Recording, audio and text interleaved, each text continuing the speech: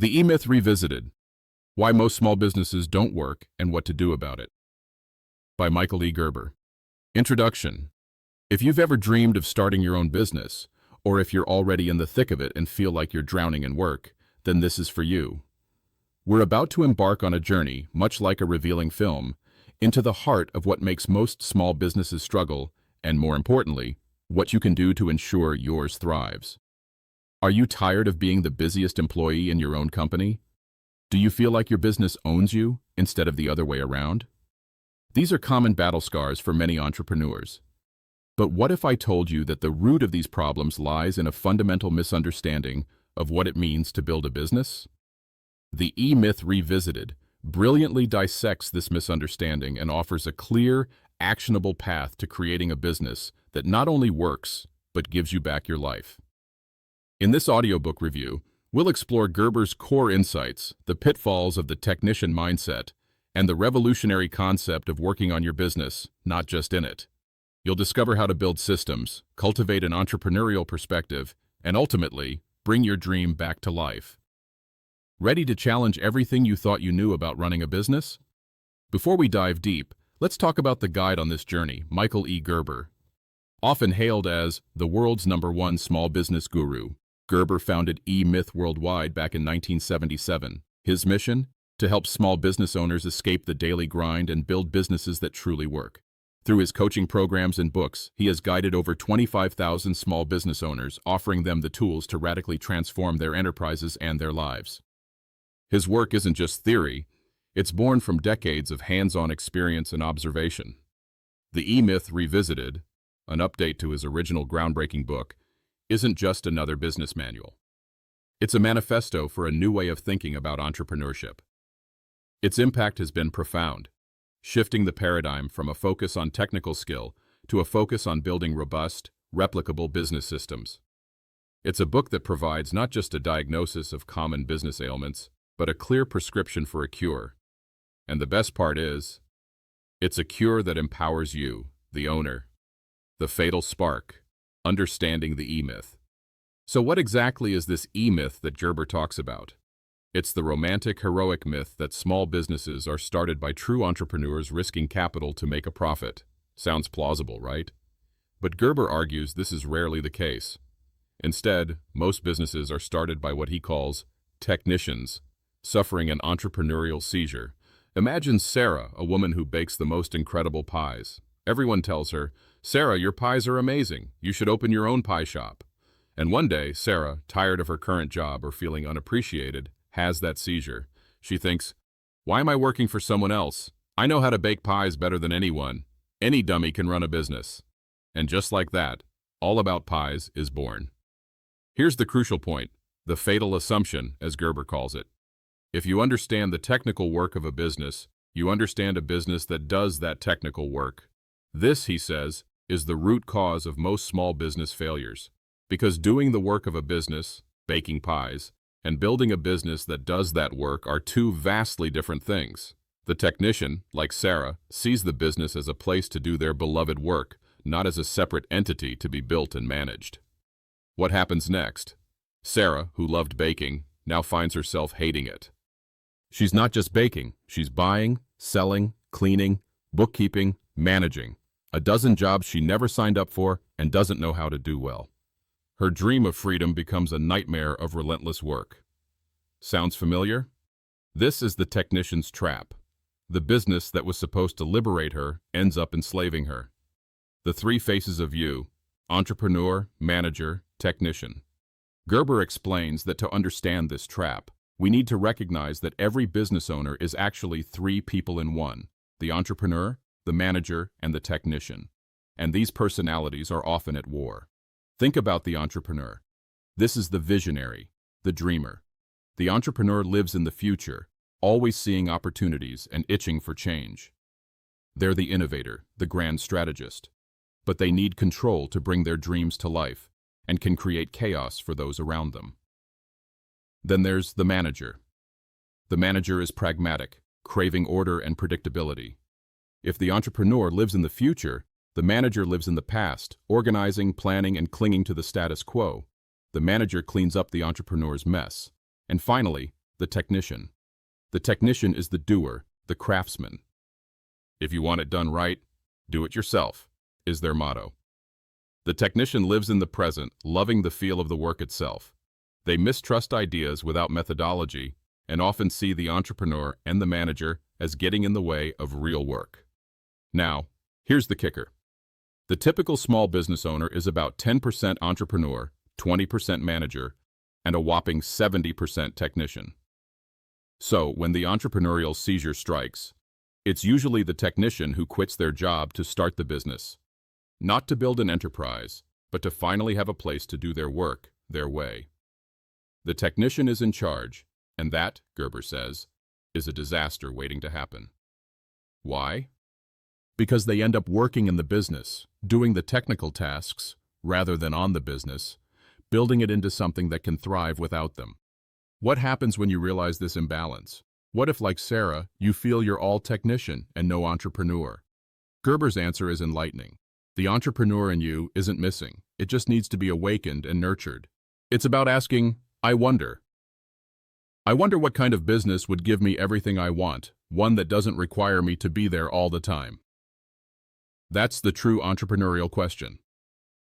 The roller coaster ride, infancy, adolescence, and the quest for maturity. Gerber outlines 3 phases of business growth: infancy, adolescence, and maturity. Understanding these is key to navigating the entrepreneurial journey. Infancy is the technician's phase. You, the owner, are the business. You're the master juggler, doing everything, working endless hours. If you're good, customers flock in and they're buying you. Joe's haircuts, Mary's sandwiches. But then you start falling behind. More work than you can handle. Balls start dropping. Quality slips. Deliveries are late.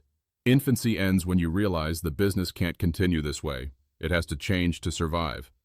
This is where many businesses fail. What's wrong with being a technician owner?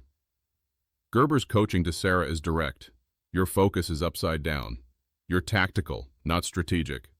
While you're busy doing it, the crucial entrepreneurial work isn't getting done. And if your business depends solely on you, you don't own a business. You own a job, and it's the worst job in the world because you're working for a lunatic. If you survive infancy, you enter adolescence. This phase begins when you decide to get some help. And who do you hire? Typically more technical help, someone to do the work you don't like or can't get to. Let's say you hire Harry to do the books. Suddenly a wave of relief, but then comes management by abdication instead of delegation. You hand over tasks to Harry and run, hoping he'll just handle it. For a while it might seem easier. Harry might even hire more people. But then things start to unravel. Customer complaints, bank overdrafts, supplier issues. You jump back in, the master juggler again, trying to fix everything yourself. If it's going to get done right, I have to do it. The more you do, the less your people do. You've reached the limits of your comfort zone, the boundary within which you feel in control. The technician's comfort zone is how much they can do themselves. The manager's is how many technicians they can supervise. The entrepreneur's is how many managers they can engage in their vision. When a business outgrows its owner's comfort zone, it can get small again, shrinking back to what the owner can control alone, eventually leading to burnout. Go for broke, growing too fast and self-destructing, or hang on in adolescent survival, the owner consumed by the business, constantly fighting fires until they explode. Does any of this sound like your story? The alternative? Maturity. But maturity isn't an end product of the first 2 phases. It's a perspective you start with. Mature companies like McDonald's, Federal Express, and Disney started out that way because their founders had an entrepreneurial perspective.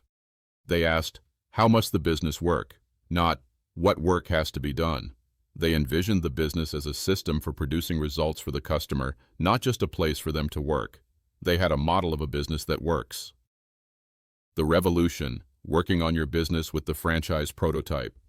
This brings us to Gerber's game-changing idea, the turnkey revolution and the franchise prototype. He points to Ray Kroc and McDonald's. Kroc didn't just see a hamburger stand. He saw a money machine, a system that worked like a Swiss watch, where anyone could produce identical results efficiently. Kroc's genius wasn't just franchising, but the business format franchise. This provides the franchisee not just a name, but an entire system of doing business. And here's the core belief. The true product of a business is not what it sells, but how it sells it. The true product of a business is the business itself. Ray Kroc understood that McDonald's was his product, not the hamburger. Why is this important? Because Kroc needed franchisees to buy his business. And for them to buy it, it had to work, predictably and reliably, no matter who bought it. So he went to work on his business, not in it, designing it like an engineer prototypes a mass-producible product. He created a systems-dependent business, not a people-dependent one. This is the franchise prototype. Imagine your business is the prototype for 5,000 more just like it. Not almost like it, but exactly like it. This mindset forces you to ask critical questions. How can I create a business that provides consistent value? How can it be operated by people with the lowest necessary level of skill, because you're building systems they can follow? This isn't about devaluing people, but about making the system so good that ordinary people can achieve extraordinary results. How can it be a place of impeccable order? How will all work be documented in operations manuals? This is how we do it here. How will it provide a uniformly predictable service? How will it utilize a uniform color, dress, and facilities code? Because perception matters immensely in marketing. Working on your business means designing these systems. It means seeing your business as something apart from you, a machine to fulfill a specific customer need and, crucially, to serve your life. So, what if you started thinking of your business as a product you are creating for a specific customer, the franchisee, or even just for it to run without you? How would that change your approach? The Blueprint for Success, your business development program. Gerber provides a roadmap. The business development program, which has 3 core activities: innovation, quantification, and orchestration. Innovation isn't just creativity, it's doing new things. It's constantly asking, what's standing in the way of my customer getting what they want? And what is the best way to do this? Gerber gives simple examples. Instead of, may I help you, which often gets a, no thanks, just looking, try, hi, have you been in here before? This simple change can measurably increase sales. Or testing what color suit a salesperson wears. Blue suits consistently outsell brown ones. These are small innovations in the process of doing business. But innovation alone is not enough. You need quantification. You must measure the impact of your innovations. How many customers came in? How many bought something? What was the average sale value before and after the innovation? Without numbers, you're flying blind. Quantification tells you what works and by how much. Once you innovate and quantify, it's time for orchestration. This is the elimination of discretion at the operating level. It means doing what works, the same way, every single time. If a blue suit works, wear it every single time. This creates predictability and reliability for your customer. The system runs the business, the people run the system. If you haven't orchestrated it, you don't own it. This business development process, innovate, quantify, orchestrate, is not static. It's continuous. The world changes, so your systems must adapt and improve. This leads to Gerber's 7-step business development program. Your primary aim, your strategic objective, your organizational strategy, your management strategy, your people strategy, your marketing strategy, your systems strategy. Let's touch upon the essence of these. Your primary aim is about you, your life, your values, what you want your life to look and feel like. Imagine your own funeral. What would you want said about your life? That's your primary aim. Your business must serve this aim. How often do we truly connect our business activities to our deepest life goals? Your strategic objective is a clear statement of what your business must ultimately do for you to achieve your primary aim. It includes financial standards. How big will your company be when it's done? What are the revenue and profit targets? And ensuring it's an opportunity worth pursuing. Does it alleviate a real frustration for a large enough group of consumers? Crucially, what is your product? Not the commodity, but the feeling your customer walks away with. Revlon sells hope, not just cosmetics. Chanel sells fantasy. Who is your customer demographically, who buys, and psychographically, Why they buy. Your organizational strategy is about building a structure, your organization chart, based on functions and accountabilities, not personalities. Start with the chart for your business when it's fully realized, then fill the positions, even if you initially wear all the hats. Create position contracts for each role, defining results and standards. Then, prototype each position, working on it to create systems so someone else can do the tactical work, freeing you for strategic work.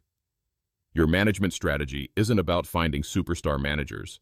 It's about creating a management system that produces a marketing result.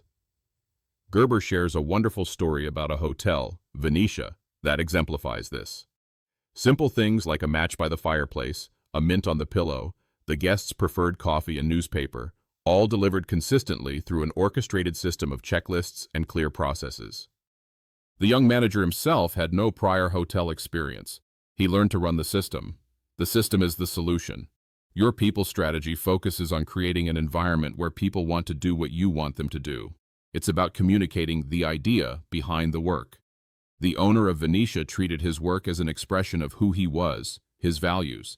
He created a game worth playing, where work becomes a place to practice being your best. The hiring process itself was a system designed to find people who resonated with this idea. Rules of this game include: the game comes first, be willing to play it yourself, have ways of winning without ending it, change tactics, not strategy, occasionally, constantly remind people of the game, and ensure it makes sense and is sometimes fun. Your marketing strategy demands forgetting about your wants and focusing entirely on your customers' wants. Customers make decisions irrationally, based on unconscious expectations and perceptions, often in the first few seconds. The pillars of marketing are demographics, who buys, and psychographics, why they buy. Knowing these allows you to build a prototype that scientifically satisfies their unconscious needs. Think about IBM Blue, a color chosen for its appeal to their target demographic. Even the color of your walls or the shape of your logo impacts sales. Finally, your system strategy is the glue. There are hard systems, inanimate objects like the layout of your store, or a lucite collar around a whiteboard to prevent smudges. Soft systems, living or ideas, like a scripted selling process, and information systems, tracking data like sales conversion rates. Gerber details a PowerPoint selling system with specific benchmarks and scripts designed to move a prospect predictably through the sales process. For example, the appointment presentation aims only to get the appointment, not qualify. The needs analysis presentation builds emotional commitment. The solutions presentation provides rational support for that commitment. All these systems must be integrated. Everything in your business affects everything else. Bringing the dream back, your call to action. What Michael Gerber is ultimately telling us is that your business can be more than just a job. It can be a vehicle for personal transformation, a dojo where you practice being the best you can be. It's a place to create order from chaos, first within yourself, and then reflected in your business. The chaos we see in the world often mirrors the chaos within us. By working on your business, by building these systems, by embracing the entrepreneurial perspective, you're not just building a successful company, you're building a better life for yourself and everyone your business touches. The E-Myth isn't just a business book. It's a call to arms for learning, for thinking differently, for acting more productively and humanly. It's about bridging the gap between the outside world and the inside world, with your small business as that bridge. Gerber's message is powerful. You can create a business that works, a business that doesn't consume you.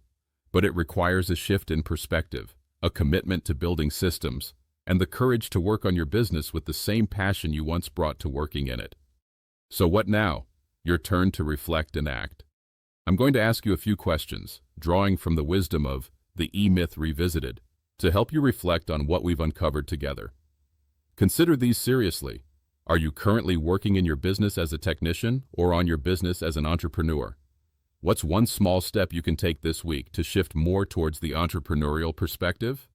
What is the fatal assumption you might have made when starting your business or in your current role? How does recognizing this change your view? Of the three personalities, entrepreneur, manager, technician, which one dominates your actions? What would it look like to bring more balance? What is the idea of creating a franchise prototype for your business spark in you? Could your business be a model for 5,000 others? What systems would you need to build first? What is your primary aim in life? And how can your business, as your strategic objective, be designed to serve that primary aim rather than the other way around? This audiobook summary has only scratched the surface of the profound wisdom in the E-Myth Revisited. The journey from a struggling technician to a liberated entrepreneur is challenging, but as Gerber shows, it's entirely possible. It begins with understanding the E-Myth, embracing the roles of entrepreneur, manager, and technician in a balanced way, and committing to the continuous business development process. Don't let this be just another interesting idea. As Gerber quotes, "When you hear something, you will forget it. When you see something, you will remember it. But not until you do something will you understand it." So, the call to action is clear. Take the first step. Step back from your business. Look at it with new eyes. Decide what you want it to become, and then begin the exhilarating work of building it. If this summary has resonated with you, I wholeheartedly encourage you to pick up the full book, The E-Myth Revisited, by Michael E. Gerber. Dive deeper into Sarah's story, absorb the detailed strategies, and truly begin to build a business that brings your dream back to life. Don't just survive in your business, create a business that allows you to thrive.